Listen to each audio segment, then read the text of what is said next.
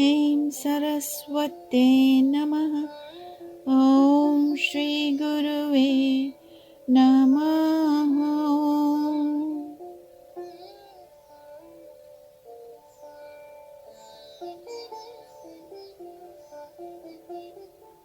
Our humble Sashtang pranams at the holy lotus feet of Pujya Gurudev, Pujya Sri Swami Jyotirmayananda Ji Maharaj of Yoga Research Foundation, Miami, Florida. लाखों लाखों कोटि कोटि साष्टांग प्रणाम गुरुदेव।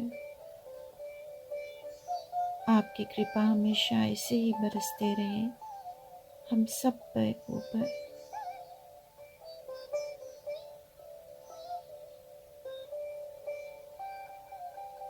Katha Upanishad, translated into English by Pujya Gurudev, Pujya Sri Swami Jyotirmayananda Ji Maharaj of Yoga Research Foundation, Miami, Florida. The Mystery of the Soul.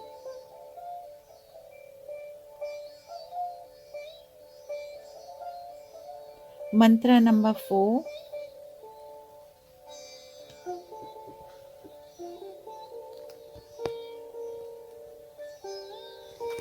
Chapter 1, Section 3, Mantra number 4, Day 32.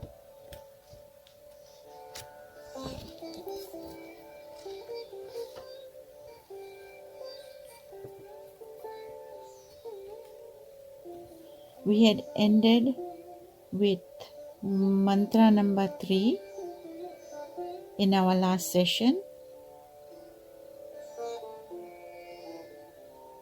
where Lord Yama is saying, "O Nachiketas, consider the soul as the owner of the chariot and the body is the driver, and the mind is the rein." The reins of horses, you must have seen that. Hindi में लगाम बोलते हैं. It's called लगाम in Hindi. So mantra number 4, let us continue. The wise see the senses as the horses, and the objects of the senses as the road. The soul joined with body, mind and senses is considered the enjoyer. So this simile of the chariot is very poetic. This same metaphorical picture is adopted in the teachings of Srimad Bhagavad Gita, where Arjun rides the chariot. Lord Krishna is the driver, and the Mahabharat war is to be fought to establish the victory of the virtue over the army of vices. Dharma versus adharma. So you must have seen the pictures of the horses, chariot, Arjun sitting in the chariot and Lord Krishna standing up with the rope in his hand. So Lord Krishna is controlling the horses with the rope which is coming right from the reins from the horses' mouths and head. So Lord Krishna is the one who is controlling the reins. So these reins on the horses are the mind, is the mind. So let us read further. The unenlightened soul does not know the right use of intellect and therefore is unable to direct the driver of the chariot to move on the path of virtue. So who is the driver of the chariot? This body.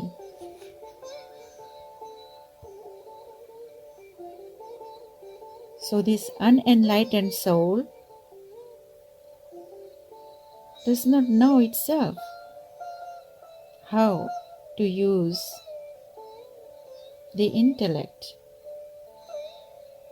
because the soul does not know what is correct, what is not correct, or in other words, what is right or not, and the soul does not know the right use of the intellect. So how do you use the intellect? And therefore is unable to direct the driver, which is the body of the chariot, the driver of the chariot, which is the body, to move on the path of virtue, the path that leads to liberation. So the correct path, or the path that we all should follow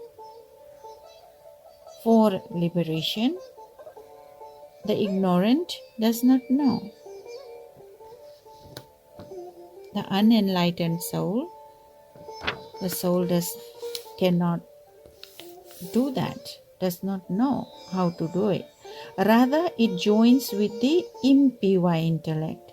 So this is where the mind, senses, intellect, they keep dragging you downwards with sense pleasures, worldly pleasures, because it seems so attractive and it gives that instant pleasure, but that instant pleasure is temporary, it is short-lived, and it's momentarily given. So the opportunity is momentarily, like say for you go to a party. What party? A birthday party, a reception, a birthday party. It's to recognize or acknowledge certain celebration. Nothing wrong with that. That same thing can be done with prayers, but if it's chosen otherwise, then that party that you join in, it does take you to the point of eating more, drinking. Some are able to control their senses, some are there just to be there, to acknowledge, but some are there to party and merry, eat and dance. So the same type of dance that's done with drinking and eating only can be done when attending a satsang like Srimad Bhagavat Katha, Ramayana Katha. Dancing is not prohibited. It can be very pure and spiritual also. So you can dance for God. You can dance on your own, in your house, in your prayer room. But that will be without that drinking and party merry. So it's your choice. In the birthday, instead of doing that type of celebration, it could have been a very big, nice, beautiful Srimad Bhagavat Katha, Ramayan part. Many of you do it, but some choose otherwise. So this, I'm trying to say both, is because that's the discrimination one makes between the spiritual side and the worldly side. The fine line is there. Where do you cross it? Where do you fall? The worldly side or the spiritual side? Are you collecting that enjoyment that will go with you forever? Or is with you forever? and go with you, whereas the other one is temporary. It's just here momentarily, you did it, you enjoyed it, and it's here for the world. It does not go with you. So it's like collecting some kind of wealth. So we have to use our own buddhi, our own intellect to make that decision. So the ignorant, that's what Lord Yama is saying, or Gurudev is saying, the ignorant is unable to distinguish between the two and is unable to make the right decision. The intellect is not used properly. So the driver of the chariot to move on the path of virtue, the path that leads to liberation. Rather, it joins with the impure intellect, mind and senses and comes under the sway of the forces of the lower self. We had talked about the lower chakras, that's dragging you down into more of the worldly portion. Muladhar, Swadhisthana, Manipura is up to the navel. Anything below that, a little bit below navel, is all about worldly things, sense pleasures. So you have to rise above that.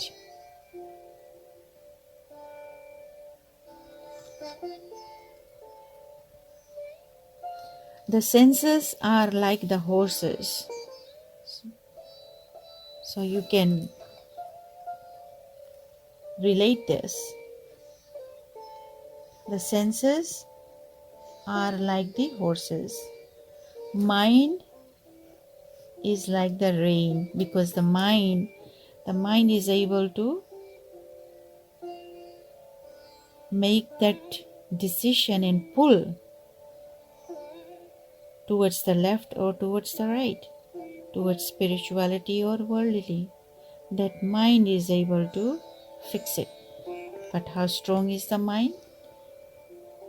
That's one thing. And the other thing is, does your intellect know what is better? Are you able to discriminate between the good and the bad? So mind is like the reins that control the horses. The horses are the senses, remember? So the mind is able to control the senses. That's what it means.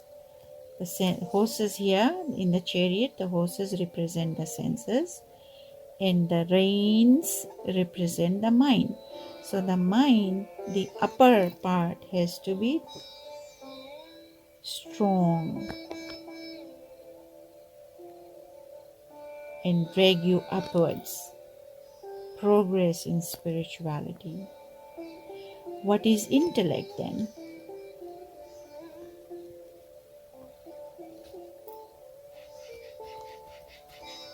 Intellect is like the driver of the chariot.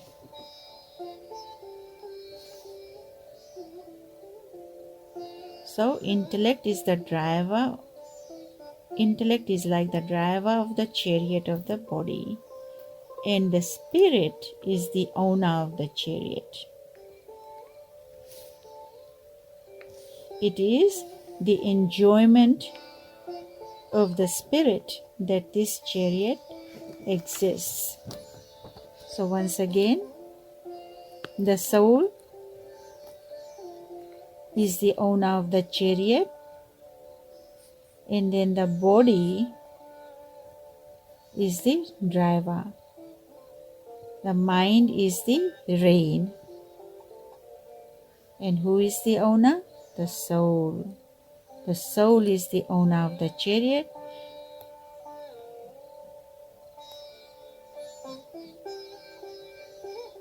and the body is the driver, and the mind is the rein, and the horses are the senses.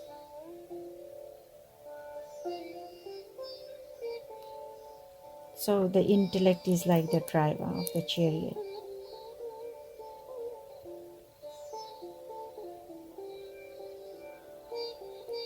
It is for the enjoyment of the spirit that this chariot exists. That means this body.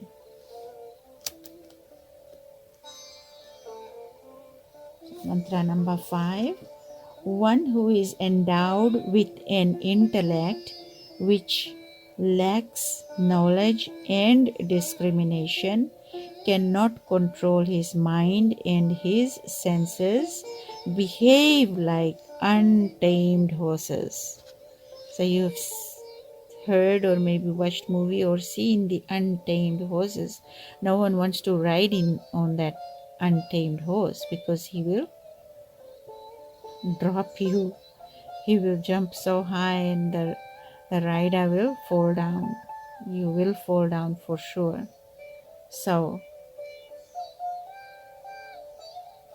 knowledge is the power here. If you have the knowledge, you use that knowledge and you are able to progress. So that is Jnana Yoga. And mantra number 6. On the other hand, one who is endowed with a pure intellect, so this is mantra numbers 5 and 6, is talking about lack of knowledge,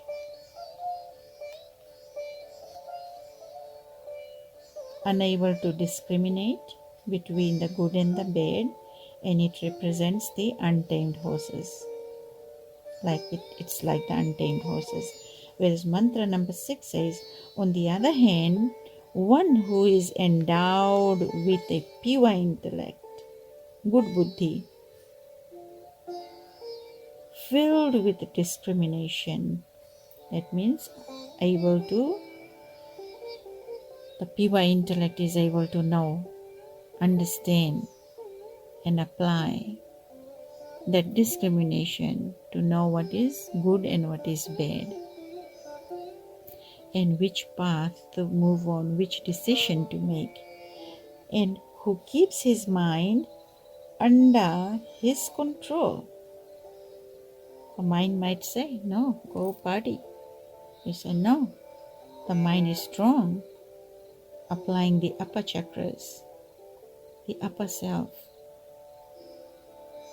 Says, no, I have to go to the satsang. So basically, it's like, okay, what do you want to deposit? What type of karma you want to deposit? What type of dharma you want to deposit? What type of life you want to have when you have this opportunity with this human embodiment? What do you want to do? For your own self, for your own benefit. That self, are you doing for the sense pleasures for the body, or are you doing something for the soul, for the upliftment of the soul, for the enjoyment of the soul that is permanent, that will forever be with you? Even the negative side is with you forever, but the difference is the good one takes you upwards at the lotus feet of Lord and gives you the ability to merge and be liberated, whereas the other one keeps you dragging back into the world process. So choice is yours. You want to work on being liberated, or you want to work on wanting to come back to the world because you are enjoying the world so much, you like it.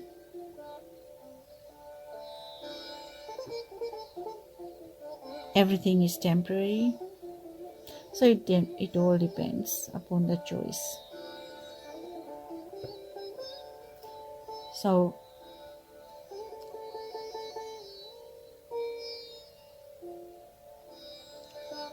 he keeps his mind under his control, and his senses behave like well-tamed horses. When you want the horse to move right, Or turn right, the horse turns right. Turn left, the horse turns left. Sit down, the horse sits down. Start walking, the horse starts walking. That's the tamed horse. Does not drop or does not make the rider fall down. Whereas the untamed horses, very rough, jungly,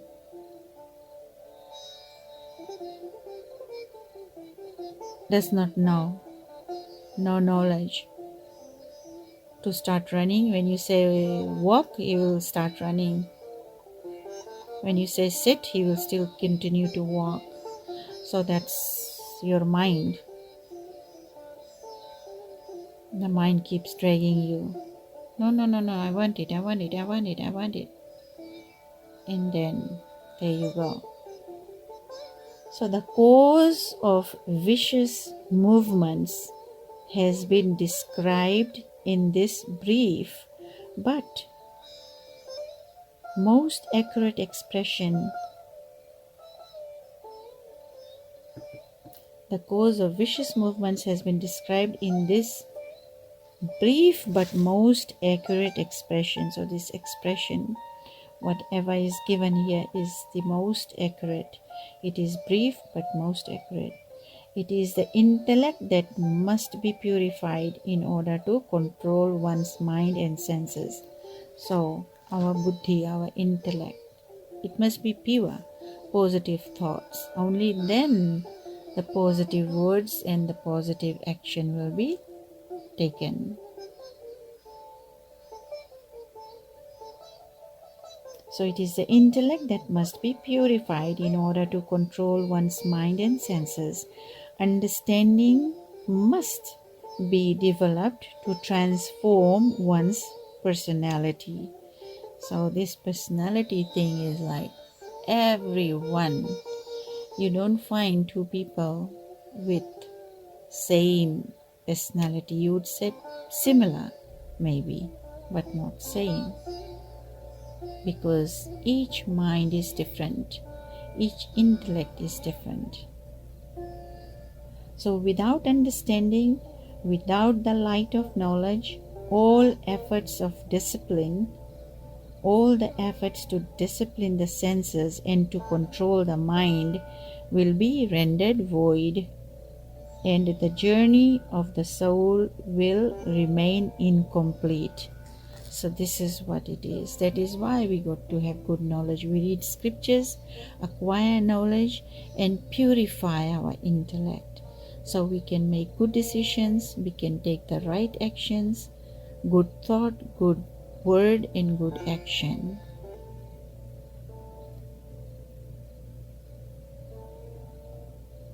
But if you don't do that, that means you keep coming back. Your soul, the journey of the soul. So it is what we are here now in human embodiment is we are on a journey. And this journey is whether you want to uplift your soul or you want to drag it down. And again, if you don't have this faculty to discriminate between the good and bad, you will not even know where you are going. So it could be very complicated because of ignorance, and it could be very easy flipping. Being able to uplift your soul and be liberated. So we all can make our own decisions on the path we are treading and to purify our intellect.